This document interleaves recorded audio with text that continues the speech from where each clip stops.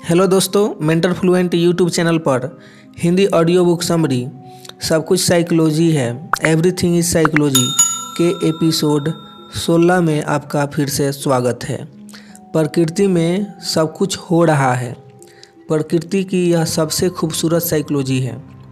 और सच कहूँ तो वैसे तो मैंने मनुष्य के मन से लेकर प्रकृति तक की अनेकों साइकोलॉजी खोजी और लिखी है, परंतु इसे मैं न सिर्फ मेरी खोजी सर्वश्रेष्ठ साइकोलॉजी कहता हूँ, बल्कि मनुष्य जीवन के लिए इसे सबसे बड़ा मैजिक भी मानता हूँ।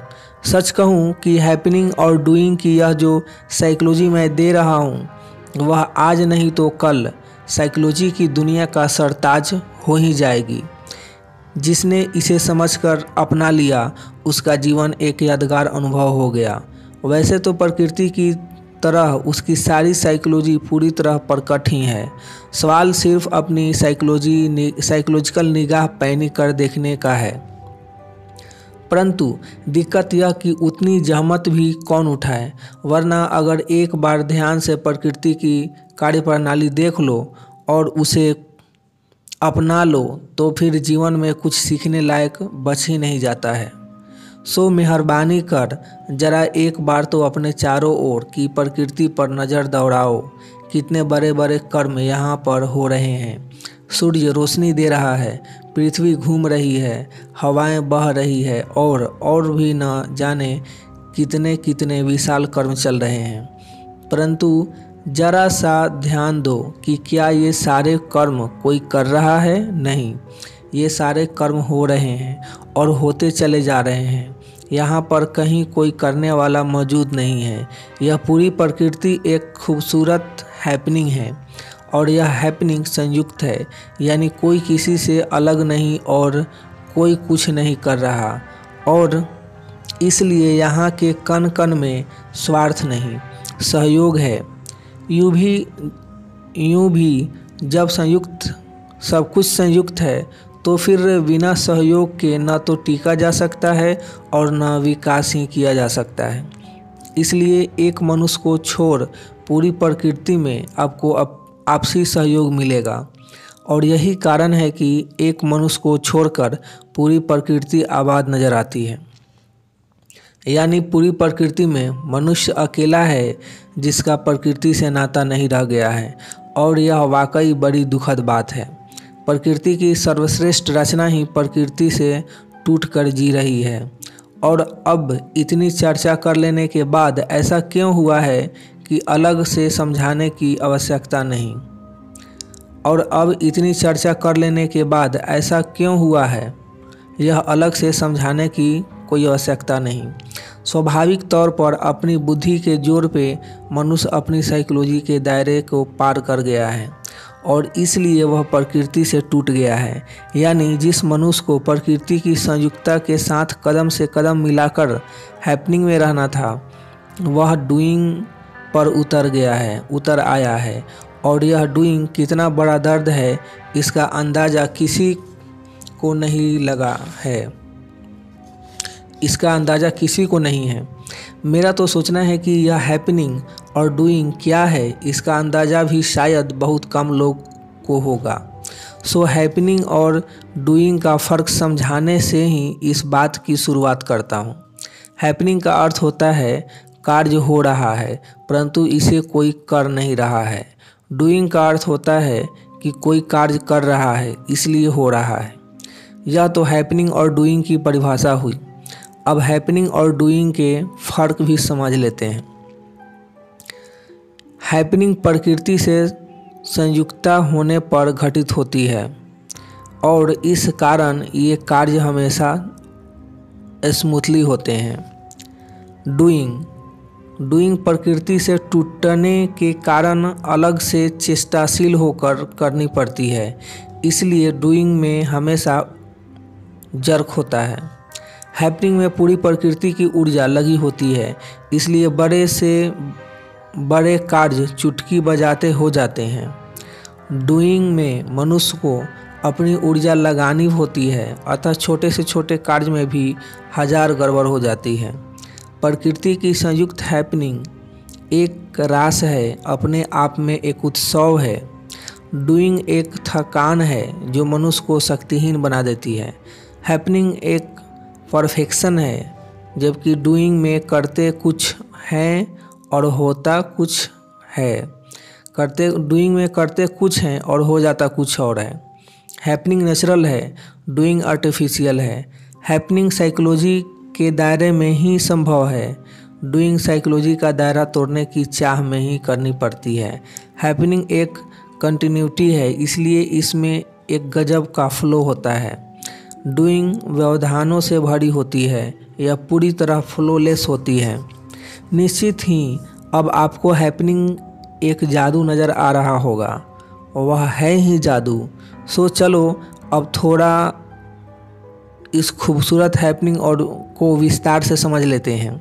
हैपनिंग का अर्थ है नेचुरल साइकोलॉजी में स्थित होने पर साइकोलॉजी के अनुसार नेचुरली होने वाली प्रक्रिया या होने वाली क्रिया, जैसे पानी का बहना, सूर्य का रोशनी देना, पृथ्वी का घूमना, ये सब इसकी नेचुरल क्रियाएं हैं और जो निरंतर चलती रहती हैं।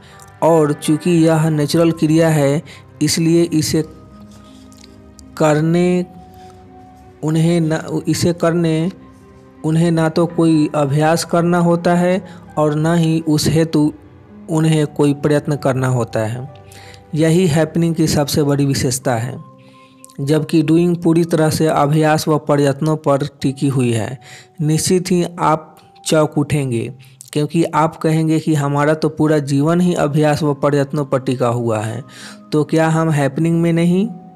और फिर हैपनिंग डूइंग की भी छोड़ो, सवाल यह कि बिना अभ्यास के सीखा कैसे जा सकता है, वह बिना प्रयत्न के कुछ पाया कैसे जा सकता है। अभी वह सब छोड़ो और हैपनिंग तथा डूइंग में अभ्यास व प्रयत्न का जो फ़र्क समझाया है, उसे अच्छे से याद रख लो। आप अपने कार्य बिना अभ्यास व प्रयत्न के कैसे निपटेंगे, उसकी बात कर रहे हैं। और उधर प्रकृति की ओर देखते नहीं कि उसके कितने बड़े बड़े कार्य बिना अभ्यास व प्रयत्न के हो रहे हैं।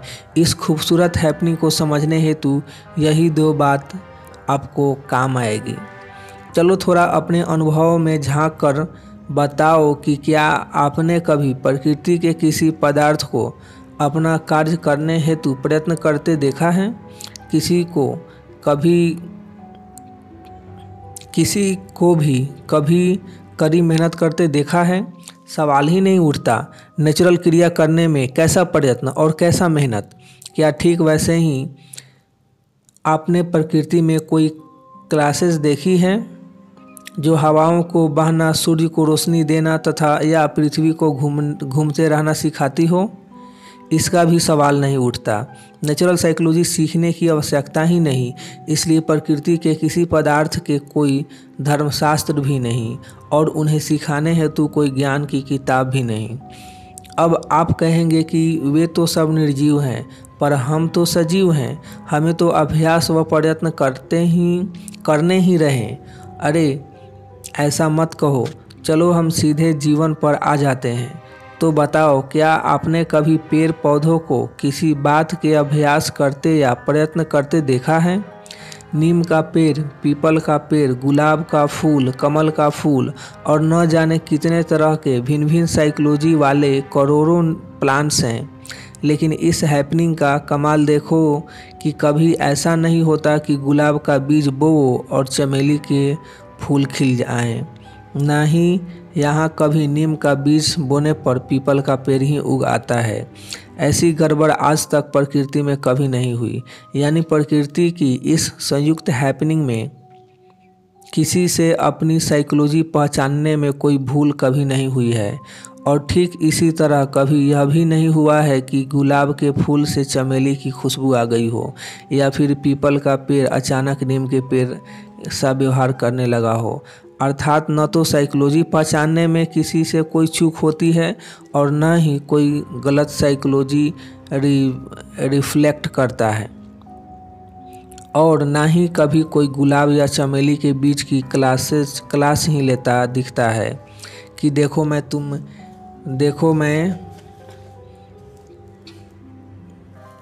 कि देखो तुम गुलाब का बीज हो और गुलाब का पेड़ ही बनना। कहने का तात्पर्य नेचुरल साइकोलॉजी में स्थित होने और फलने फूलने हेतु प्रकृति की संयुक्त हैपनिंग का हिस्सा होना ही पर्याप्त है। उनका पलना बढ़ना और फूलना सब कुछ हैपनिंग में अपने आप हो जाता है। फिर आप कहेंगे कि वे तो पेड़ पौधे हैं, स्थिर हैं, लेकिन हम तो चलने फिरने वाले हैं। ठीक है, थोड़ा जानवरों पर भी गौर कर लेते हैं। क्या उनमें आपने कभी कुत्तों को भौंकना सिखाने की कोई क्लास देखी है? क्या आपने किसी बंदर को उछलना सीखते देखा है? क्या आपने शेर को शिकार कैसे करना चाहिए इसकी कोई किताब पढ़ी है? क्या पक्षियों को उड़ना सिखाने हेतु कोई धर्मग्रंथ रचे गए हैं? क्या मछलियों को तैरना सिखाने की कहीं कोई मुहिम चल रही है?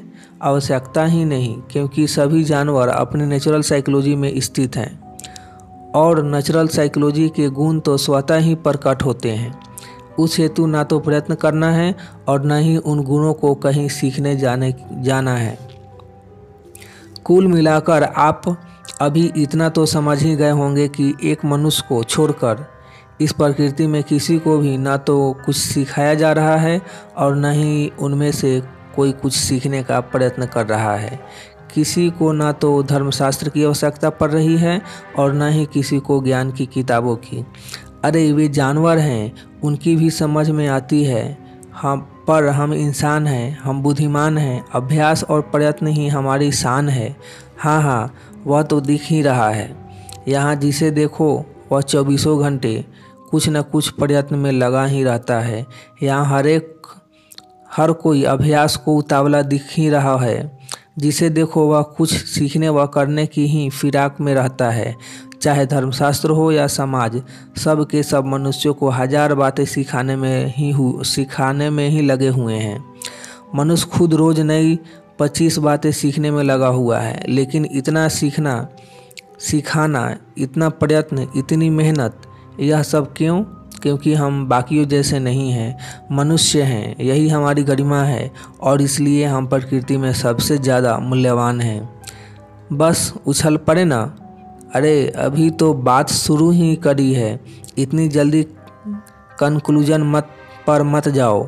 अभी तो सिर्फ इतना सोचो कि जब प्रकृति में इसकी कोई आवश्यकता नहीं, फिर भी पूरी प्रकृति में सब कुछ ठीक से चल रहा है, तो मनुष्य हेतु शिक्षा और समझाइशों की इतनी भरमार क्यों? और मनुष्य को इसकी ज़रूरत ही क्यों? जब बिना प्रयत्न व अभ्यास के जानवर व पेड़ पौधे का भी सब ठीक चल रहा है और हजारों अभ्यास व प्रयत्न करने के बाद भी हर मनुष्य के जीवन में गड़बड़ हुई पड़ी है, तो क्या सोचना नहीं पड़ेगा? हाँ, सोचना तो पड़ेगा ही। ठीक है, चलो कारण बताओ। कारण सिर्फ इतना ही कि मनुष्य अपनी नेचुरल साइकोलॉजी से भटक गया है और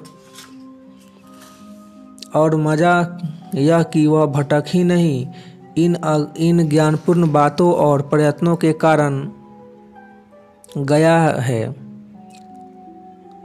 यह कि वह भटक ही इन ज्ञानपूर्ण बातों और प्रयत्नों के कारण गया है। फिर भी उसकी खूबी यह कि वह आज भी ज्ञान और प्रयत्नों पर ही निर्भर है। यानी वह युगों से दर्द दे रही वस्तु को दवा समझकर पिए जा रहा है और उसका परिणाम सबकी आंखों के सामने है। हर एक जिस्म घायल है और हर एक रूह प्यासी है। निगाहों में उलझन है और दिलों में उदासी है। वरना नेचुरल साइकोलॉजी में जी रहे मनुष्य को तो कभी किसी अभ्यास का या प्रयत्न की ज़रूरत ही नहीं। लेकिन फिर भी दिक्कत यह है कि आज जीवन जहां पहुंच गया है, वहां किसी से यह कह देना कि किसी को कुछ सीखना या प्रयत्न नहीं करना है, सब अपने आप हो जाएगा, तो स्वाभाविक रूप से वह घबरा जाएगा।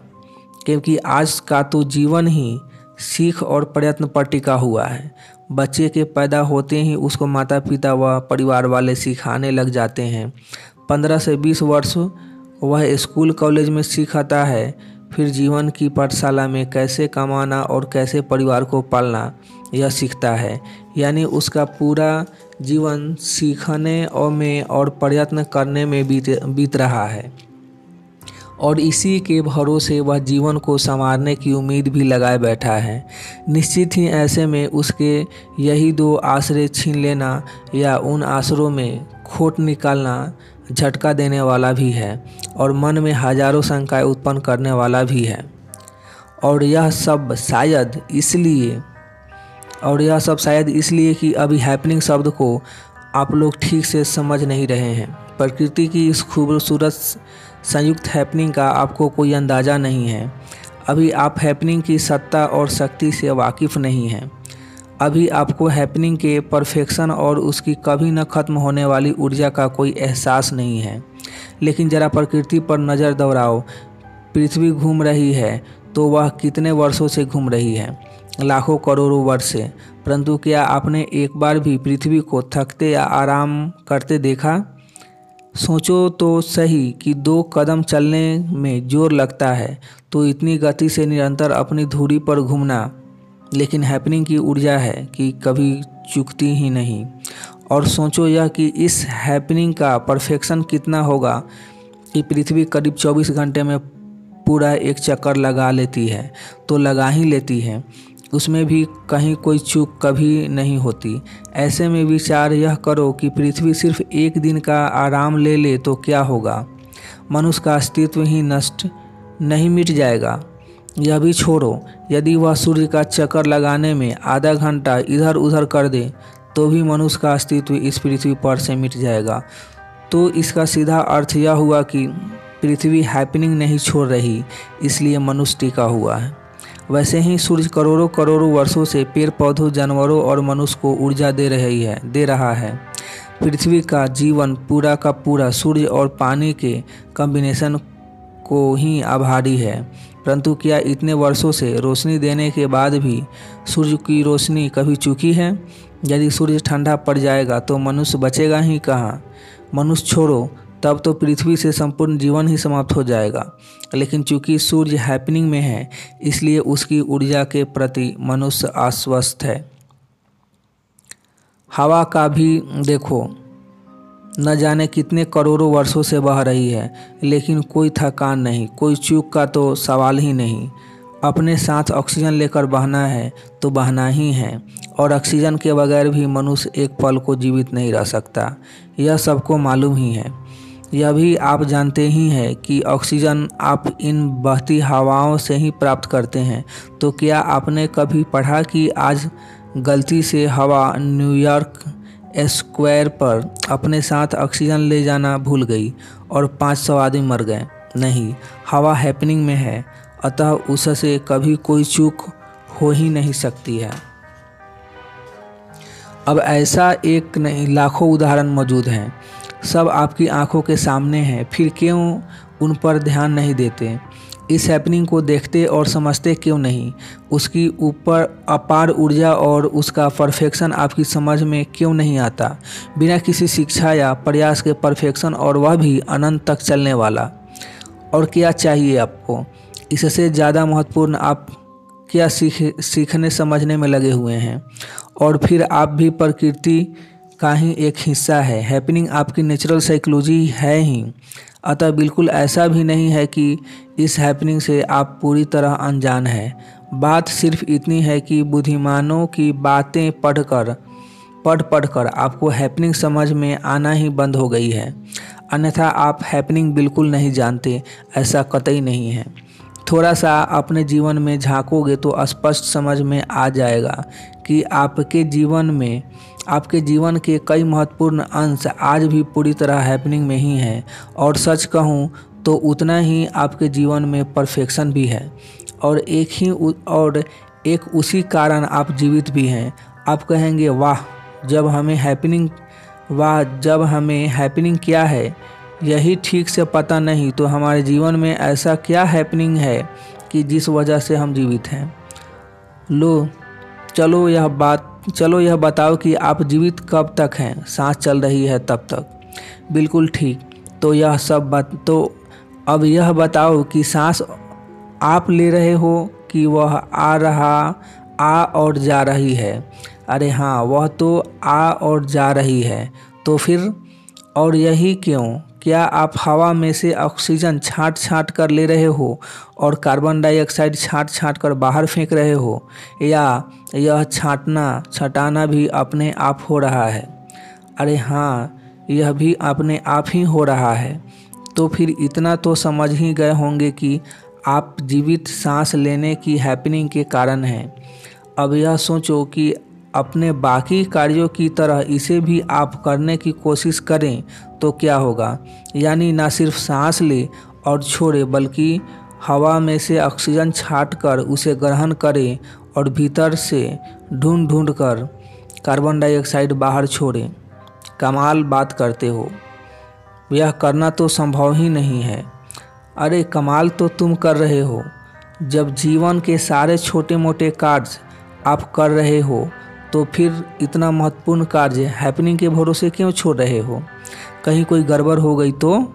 कहीं ऑक्सीजन की जगह नाक ने कार्बन डाइऑक्साइड ग्रहण कर ली तो?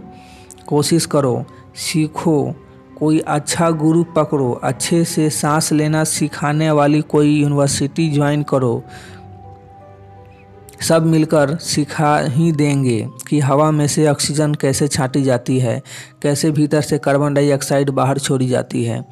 आप कहेंगे नहीं चाहिए गुरु, नहीं चाहिए सांस लेने का ज्ञान, जो चल रहा है ठीक ही चल रहा है।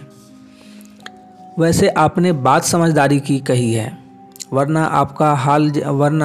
आपका हाल जैसा एक 48 पाँव के जानवर का हुआ था वैसा ही हो जाता। यह किस्सा वाकई बड़ा रोचक है। एक 48 पाँव का जानवर था, वह अपनी तरंग में चलता रहता था। उसकी चाल भी बड़ी मनमानी थी, तेज गति से दौड़ भी लेता था। अपने 48 पाँव मतवाली चाल और तेज गति के कारण वह जंगल के जानवरों में काफ़ी लोकप्रिय था। लेकिन एक दिन उसकी बैठे बिठाए सामत आ गई। हुआ यह कि एक दिन एक सन्यासी जंगल से गुजर रहा था। दुर्भाग्य से उस जानवर का भी उसी वक्त वहाँ से गुजरना हुआ। अब सन्यासी तो सदियों से ज्ञानी में गिने जाते हैं और बात बेबात या पूछो न पूछो फिर भी ज्ञान न झाड़े तो वह सन्यासी कैसा? आप में 10 ऐब न निकाले तो वह ज्ञानी कैसा होगा? अभी तो कुछ देर वह सन्यासी आश्चर्य से उस 48 पाँव के जानवर को जाते हुए देखता रहा। ऐसा जानवर उसने कभी देखा नहीं था। लेकिन किसी की तारीफ करे या किसी की कोई अच्छाई दिख जाए तो भी वह सन्यासी कैसा? और फिर उनका तो वह वठी ऐब निकालने पर टिका हुआ होता है। सो आदत से मजबूर उस सन्यासी ने कुछ देर उस जानवर को गौर से निहारने के बाद उसे आवाज़ देकर रोका। आम मनुष्यों की तरह जानवरों ने भी सन्यासी को देखते ही उसके चरणों में सिर झुका दिया। आशीर्वाद में सन्यासी ने उस जानवर से कहा, तुम बेहोशी में चलते हो। हर बात का होश होना बहुत ज़रूरी है। तुम्हें ध्यान देना चाहिए कि तुम्हारा कौन सा पाँव कब उठता है और कब कौन सा पाँव फिर ज़मीन पर पड़ता है। इस क्रिया को अपने कंट्रोल में लाओ। यह बेहोशी कैसी जो रोज़ तुम्हारा सर्वनाश कर देगी। बेचारा जानवर, उसने तत्क्षण अपने पैरों पर गौर किया। बात उसे सही जान पड़ी। तत्क्षण वह पाँवों को उठने और फिर जमीन पर आने की सूचना देने में व्यस्त हो गया। इधर हुआ यह कि पाँव उसकी सूचना अनुसार जमीन से उठने और वापस जमीन पर आने तो लगे, परंतु वह चल नहीं पाया। वह तो काम पे लग गया। घंटों प्रयत्न करता रहा पर बात नहीं बन रही थी। उधर सन्यासी बड़े मज़े लेकर यह तमाशा देख रहा था। इधर आखिर जानवर की बुद्धि जागी। उसने सोचा, भार में जाए होश।